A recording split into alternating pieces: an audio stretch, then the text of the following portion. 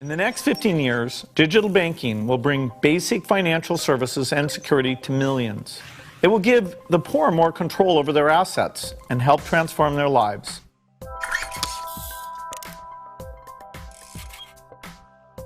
First key point is that banking is very important, that if you have a medical need or you want to pay your kid's school fee, you need to be able to save and plan, or you need to be able to borrow to meet that need. And if you're poor, sometimes you just can't meet the need. You pull your kid out of school, that's very inefficient. Let's say 6 months later you can put them back in, they're behind. You buy a cow thinking you'll get productivity, but then you're short, so you lose a lot of money when you sell it. The kind of financial flexibility that we take for granted in rich countries about loans and savings, once you're getting down and you're very poor, that's not available. Part of it is that the fixed cost of ATM machines and bank tellers and all that means that small transactions are money losing in the old system. In the new digital realm, where we take and build a debit card equivalent that's just your cell phone, there even 50-cent type transactions, you can have an under 2% fee. And so it starts to be economic to bank the very poorest.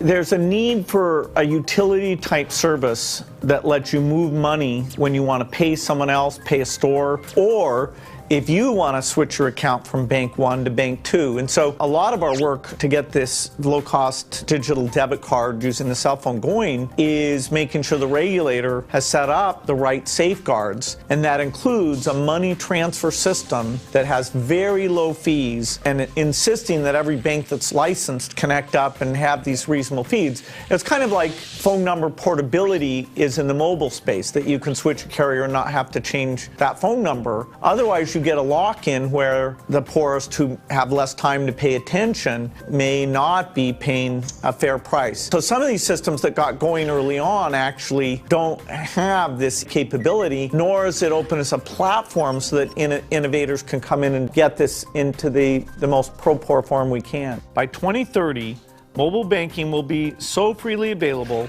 that an additional 2 billion people will use these services.